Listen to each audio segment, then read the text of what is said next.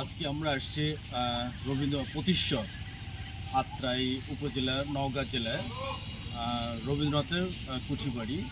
এটি নাগর নদীর তীরে অবস্থিত। এটা বলা হয় যে বাংলাদেশের মোট আরও কয়েকটি জেলায় কয়েকটি জায়গায় এটা রবীন্দ্রনাথের কুঠিবাড়ি রয়েছে। এর ভিতরে কুষ্টিয়ার শিলাইদহ, শাহজাদপুরে এবং হচ্ছে খুলনার ফুলতলা উপজেলায়। তো আজকে আমরা আসছি হচ্ছে আত্রাই উপজেলার প্রতিশ্বরে এবং এটি নাগর নদীর তীরে অবস্থিত। তাহলে আমরা আজকে এই বিশ্বকবি রবীন্দ্রনাথ ঠাকুর, যিনি ছিলেন সমগ্র বিশ্বে এটা গীতাঞ্জলি রচনার জন্য তিনি নোবেল পুরস্কার পেয়েছিলেন। তো আজকে আমরা এসেছি আজকে তার বাড়িটা, কাছারি বাড়িটা দেখার জন্য। আসুন আমরা একটু আস্তে আস্তে দেখাই।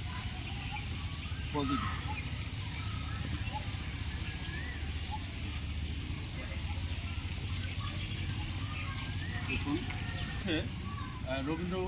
রবীন্দ্রনাথ ঠাকুরের স্মৃতি জাদুঘর হিসেবে একটা উদ্বোধন করেছিলেন জনাব মোহাম্মদ শেফাউল করিম, জেলা প্রশাসক নওগাঁ। পাশাপাশি রবীন্দ্রনাথ ঠাকুর যে রচনাবলীগুলি রচনা করেছিলেন তার ভিতরে রয়েছে কবিতা চিত্রা এবং পূর্ণিমা সন্ধ্যা এবং চৈতালি, কল্পনা, খনিকা, এবং যে গানগুলি করেছিলেন সেটা হচ্ছে বিধি ডাগো রাখি, বধূ মিছে রাগ করো না, তারপরে জলে ডোবা চিকন শ্যামল এবং আখি কান পেতে রই, তারপরে হচ্ছে তুমি নবরূপে এসো প্রাণে। এই গানগুলো কিন্তু এই রবীন্দ্রনাথ ঠাকুর এই কাছারিতে বাড়ি বসে প্রতিশ্বরে বসে রচনা করেছিলেন। এবং ছিন্ন পত্রাবলী বিভিন্ন রয়েছে এবং উপন্যাস গোড়া ও ঘরে বাইরের অংশবিশেষ, ছোট গল্প, প্রতিংশ এবং ঠাকুরদা এখানে বসে রচনা করেছিলেন। তারপরে প্রবন্ধ পঞ্চভূত এর কোনো অংশবিশেষ, রাজা প্রজার অংশবিশেষ কিন্তু রবীন্দ্রনাথ ঠাকুর, আমাদের বিশ্বকবি রবীন্দ্রনাথ ঠাকুর এই কাছারি বাড়িতে বসে রচনা করেছিলেন। আসুন আমরা একটু ভিতরে অংশ শুরু করে যাই। একটি ভাস্কর আপনারা দেখতে পাচ্ছেন। এইটা আসলে বেসিক্যালি রবীন্দ্রনাথ ঠাকুরের কাছারি বাড়ি। এই সমগ্র যে দেখতে পাচ্ছেন চারপাশে মিলে এই গোটাটাই কিন্তু এই রবীন্দ্রনাথ ঠাকুরের কাছারি বাড়ি হিসেবে পরিচিত। রবীন্দ্রনাথ ঠাকুর এখানে আসতেন, এখানে বসে গল্প লিখতেন, উপন্যাস লিখতেন, তারপরে ছোট গল্প লিখতেন, গান রচনা করতেন।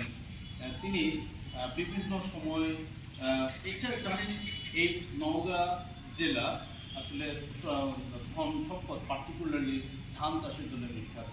এবং সেই সময় যখন আসতেন প্রচুর পানি বন্যা হতো, তিনি নৌকা যোগে বিভিন্ন এক অঞ্চল থেকে আরেক অঞ্চলে যাতায়াত করতেন।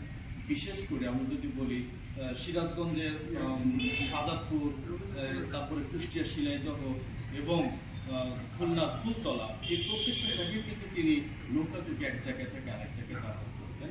তো আজকে আমরা কিন্তু আবারও ঠিক এমনিভাবে এই যে দেখুন এখানে দেখা যাচ্ছে তার জন্ম 7 মে 1861 এবং তার মৃত্যু হয়েছে 7ই আগস্ট 1941। এই সেই বিখ্যাত কবি, বিশ্বকবি রবীন্দ্রনাথ ঠাকুর, যিনি গীতাঞ্জলি রচনা করার জন্য নোবেল পুরস্কার পেয়েছিলেন। আসুন আমরা একটু যে সেই সমস্ত যে ঘর বাড়িগুলো যেটা রয়েছে আমরা একটু দেখানো যদি দেখাই।